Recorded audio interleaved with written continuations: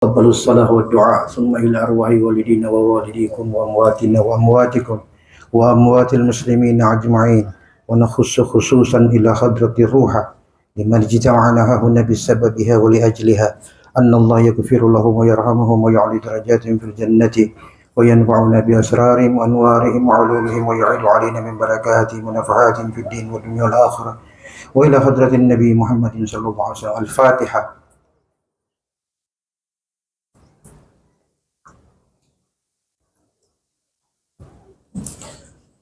Bismillahirrahmanirrahim. Assalamualaikum warahmatullahi wabarakatuh. Waalaikumsalam warahmatullahi wabarakatuh. Salam sejahtera bagi kita sekalian. Alhamdulillah, nahmaduhu wa nasta'inuhu wa nastaghfir wa na'udzu billahi min syururi anfusina wa min sayyiati a'malina. May yahdihillahu fala mudilla lahu wa may yudlil fala hadiya lahu. Asyhadu an la ilaha illallah wahdahu وأشهد أن محمدا عبده ورسوله ولا نبي بعده. اللهم صل وسلم وكرم وعظم وشرف على سيدنا محمد صلاة تكون بها لكل عسر يسرا ولكل هم فرجا ولكل داء دواء ولكل سقم شفاء وعلى آله وصحبه وبارك وسلم. اللهم ارزقنا فهم النبيين وحفظ المرسلين وإلهام الملائكة المقربين. رب زدني علما نافعا وارزقني فهما واسعا. رب اشرح لي صدري ويسر لي أمري واحلل عقدة من لساني يفقه قولي. رب سدد لساني واهد قلبي بحق سيدنا محمد صلى الله عليه وسلم. أما بعد.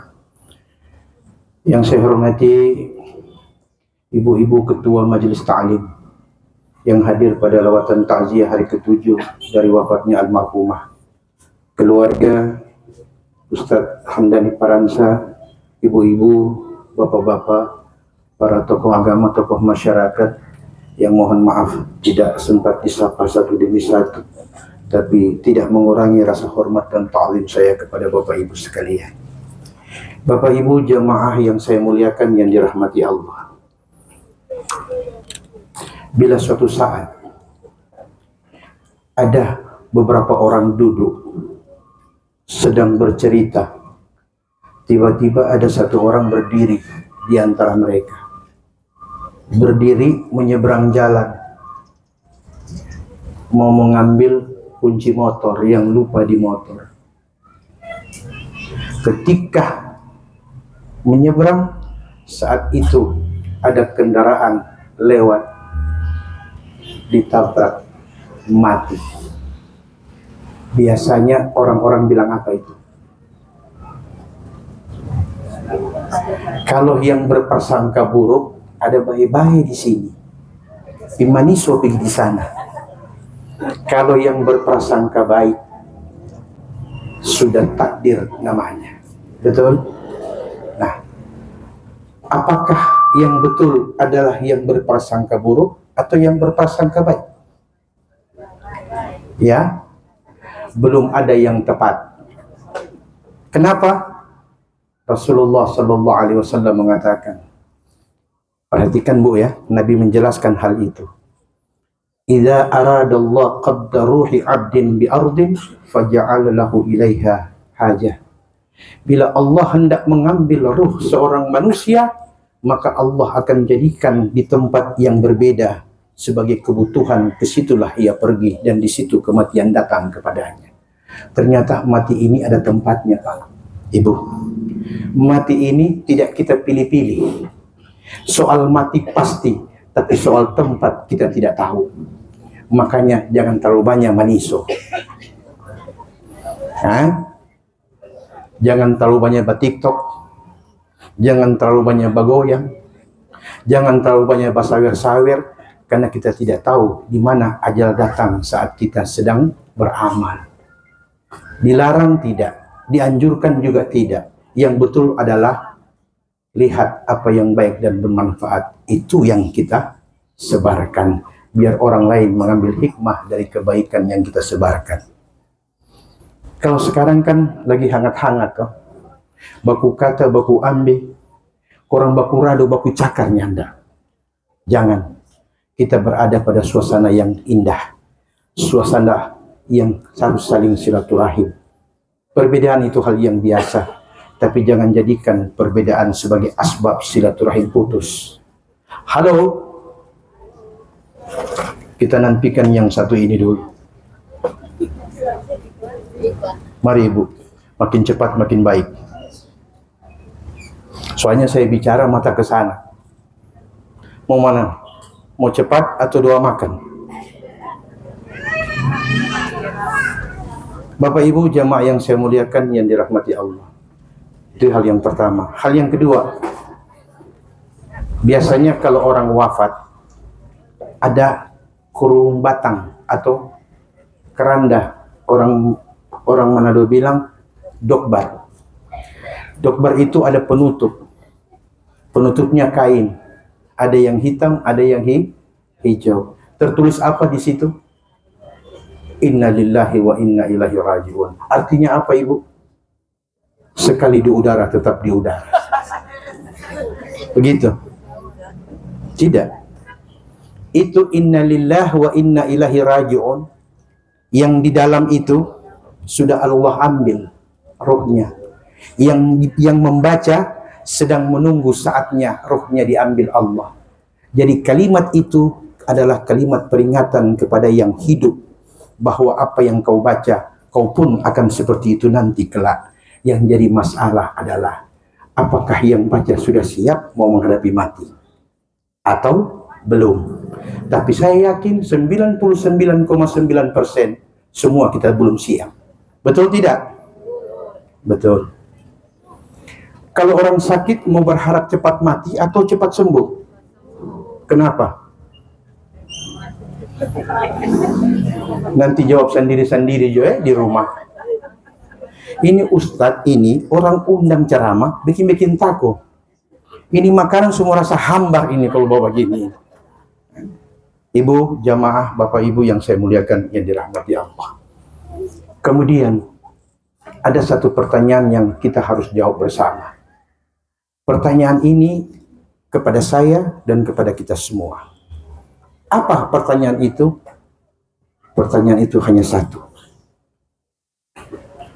Bagaimana kita hidup dipandang hidup oleh Allah? Saya paham ini?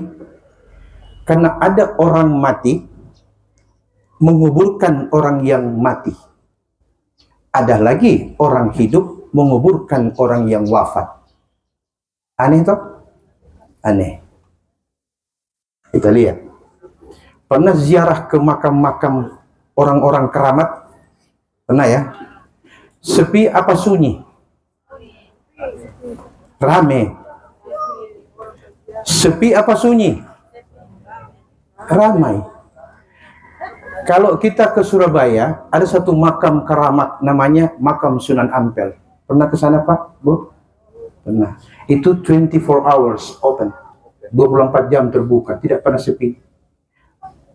Kalau kita, saya, ibu, bapak ke sana, kita dapati 24 jam tidak pernah sepi. Yang saya ingin tanya, hubungan apa bapak ibu dengan Sunan Ampel?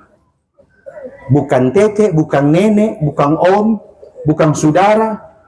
Buang-buang doi beli tiket pesawat, cari hotel menginap, makan sendiri. Kau pergi di situ. Saya ingin tanya, ada hubungan kerabat apa dengan almarhum? Tidak ada. Tidak ada sama sekali.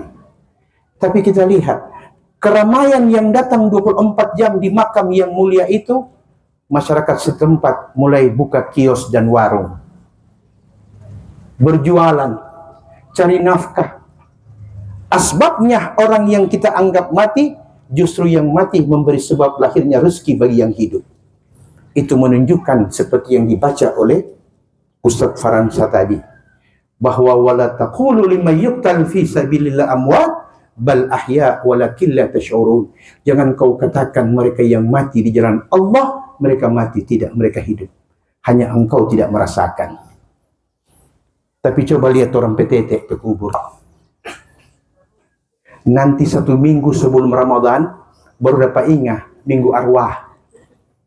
Sampai di sana rumput dengan Pak Esa, rumput lebih tinggi dari Pak Esa. Kemana kalian yang dicintai ayah ibumu di kala hidup? Kemana kalian ketika kalian butuh sesuatu, kalian mengadu kepada ayah ibumu? Di mana kalian dan di mana aku saat itu? Jawabannya adalah orang tua yang sudah kembali belum tentu kita datangi makamnya. Kenapa? Jawab masing-masing. Kan? Orang yang wafat seperti ulama-ulama ini, dikala hidup mereka berbuat banyak hal untuk manfaat bagi banyak orang, dan mereka tidak pernah merugikan siapa-siapa. Jadi hati mereka hidup, dan bila mereka wafat, mereka tetap hidup di hati kita. Buktinya tidak ada hubungan kerabat, kita tetap datang kepada mereka dengan biaya yang besar. Doakan lagi untuk mereka, semoga Allah lapangkan dan luaskan tempat kembalinya. Orang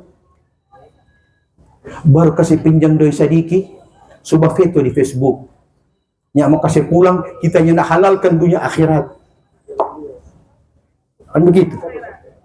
Tapi Ustadz, ini persoalan bukan doi 100.000. Ini doi 20 juta kasih yang Ustadz. Kau mau kasih biar begitu? Waktu dia datang, DP muka semua ciri di lantai. Tapi waktu kita batagi, DP muka selalu lawang singa pe papa. Ada orang begitu di sini? Ya, enggak ada, cuma banyak. Oke? Ibu, seandainya kita tahu kalau pinjaman yang tidak dikembalikan, Allah akan ganti dengan sebuah nilai pahala yang sebanding dengan apa yang kita dapatkan. Saya kasih contoh. Saya cari uang 20 juta ini, katakan seperti itu. Saya cari uang 20 juta ini, kurang lebih selama 5 tahun saya harus berhemat. Saya kumpulkan uang itu dengan susah payah. Makin sulit Anda kumpulkan, makin besar, tinggi dan besar nilainya di hadapan Allah Subhanahu wa Ta'ala.